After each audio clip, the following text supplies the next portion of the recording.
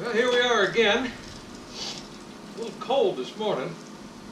Well, right now it's probably about 0 Celsius, maybe 32, 33 Fahrenheit, but the sun's out. It's supposed to start warming up again. Gotten a few questions, a lot of good comments on the channel, on my videos. I'm really pleased to see that. It's kind of neat. I got a couple of questions about what this poor piece of shit really is, so I figured since it's too damn cold for me to move everything around and actually try another burnout today, I'm going to give a walk around. First things first.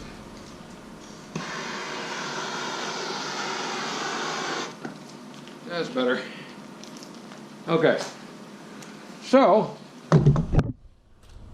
pardon the other car running in the background. I'm just letting it warm up. I'm selling it.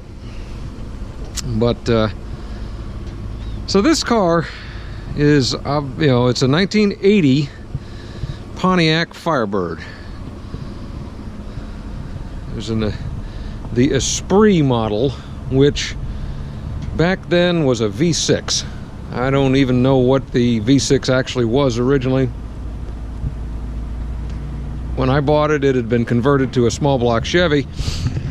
This engine here, which is I think it's a 30 over 350, so about a 355 Chevy.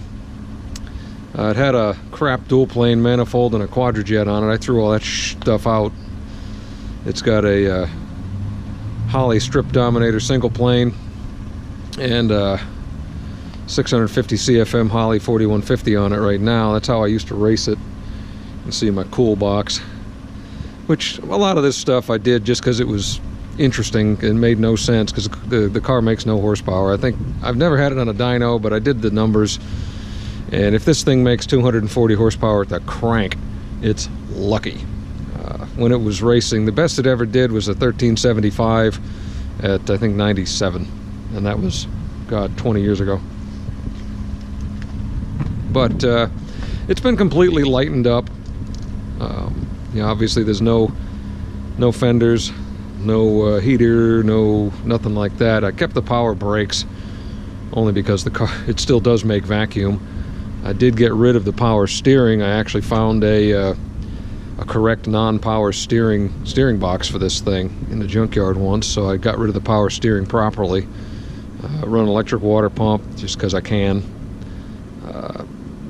The headers, nothing special. They're hooker, not super comp, but just hooker competition headers. I think 1.5, maybe 1 3/4 max, maybe 1 5/8. I don't know. They're small tube, but they're long tube headers. They're not equal length, I don't think.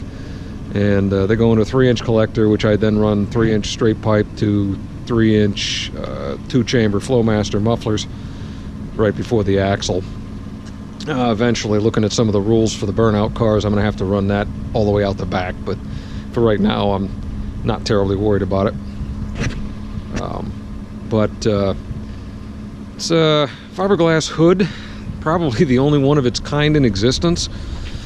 And a 4-inch cowl induction hood, actually made for a 78 to 81 Firebird. I had it custom made back in about 1995. I'd love to find somebody who wants to trade for a standard flat steel hood like this used to have, because if I decide to cut a hole in something, I don't want to cut a hole in this hood, because it's, like I said, I think it's probably the one of a kind on Earth. It's very rare to see them.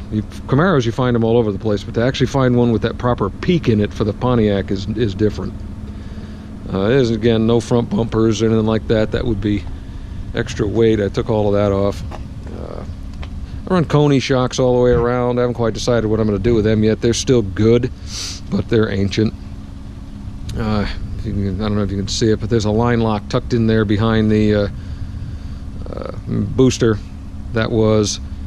That's actually for the original line lock I had on the car for doing burnouts when I was drag racing. I had a second line lock when I was screwing around with some electronics to try to put some launch control into it, but never amounted to anything. But that's where I cut the rear brakes right now and plugged it, so there's no rear brakes whatsoever. They've been completely plugged off, and the drums have been, the pads shoes have been backed way off of the drums, so there's no no contact back there, no chance for hopefully overheating or anything like that.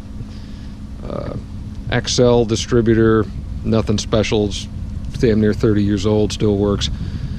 Pretty good sized radiator, could be bigger, but I got 2 big fans on it. This thing's been running in the south just about its entire life, and it's never really had too much of a trouble with overheating, so hopefully that keeps up. Nothing major there. The body's pretty straight, no real rust on it. I've got its subframe connected, welded in subframe connectors underneath, and then my dad put a full 12-point cage in it quite a few years ago. I built the car to handle a lot of horsepower and then never put any horsepower to it, but you know, its interior's been completely gutted. B&M mega shifter, I got a video on how to repair that because it had crapped out after sitting for 7 years on my trailer. Single seat, I've still got another seat that can fit in it, I just haven't done anything with it. Real clean, as you can see, nothing too special. Steering wheel detaches. That shift light thing in the middle of the steering wheel, that's actually a combination staging light, shift light, and tack. Does it all, so that's pretty nice. Don't need it for this anymore, but it was handy just to have one gauge when I was actually racing it. All the weight's been cut out of the doors. As you can see, that big hole, there's some gigantic crash bars on each side. They're about 25 pounds a piece. I gutted all that years ago. But stock suspension in the rear, leaf springs. They're not the original leaves. The original ones were broken. These are, I think, out of an old Nova. A couple of springs, a couple of leaves removed to get it to the right perch or right height. South side machine traction bars, which I highly recommend. They still do make them. I found them the other day online. They are fantastic. They take the place of your perch for the where the U-bolts, and then they go forward and they're mounted solid, and you shim them to get your proper preload, so you spin both tires and get the same amount of hook. And they have been excellent. I would buy those again in a heartbeat. Got the caps on it, but it's a Curry Enterprises Ford 9-inch, strange 31 spline axles, strange nodular center section. Right now it's 411 gears and a Detroit locker in the center, so I don't worry about spinning one tire because it's going to spin them both. It's a terrible rear end for the street. It might have been good in a bus, but this thing was just an abortion when I used to drive it on the road. It was fun, but not comfortable whatsoever. And nothing too special. That's the original license plate that I ran on it when I built it in Wisconsin. It's interesting. I got a couple of other ones like that, but I guess if I were to keep a name, put a name to it like they do in Australia, that's the one I would probably go with. But got the fuel cell in the trunk, battery in its box. I haven't put the cover back on since I reinstalled everything, but all solid. Just a bare little bit of rust around the trunk lid, but again, this was a Wisconsin car, so she's done pretty good. And that's about it. That's the walk around. My next plans, really, at this point, I need to get some better offset wheels for the rear to try to tuck them in a little bit more, because these are obviously sticking outside, and I don't really want the shrapnel to ruin my quarter panels since they are straight. And then I got to start figuring out what I want to do, if I'm going to actually put a mini tub in it or just reinforce the existing wheel wells and keep that the same. I've also got a set of 3-to-1 gears. I'm going to see if they'll fit onto the Detroit locker, because if they will, then I can do that and get a little bit more wheel speed out of it. But again, I don't have a whole hell of a lot of horsepower, so I may just be relegated to second gear and doing the same thing. So at this point, it's 6 of one, half a dozen of the other. Anyway, if you like what you've seen so far, please subscribe to the channel. Just leave me a comment. I try to at least thumbs up the likes, or thumbs up the little ones, and then I'll generally try to reply if there's some good suggestions or thoughts. I really do appreciate it, because I'm kind of new at this, and not too many of us over here in America trying to figure out how to build these kind of cars.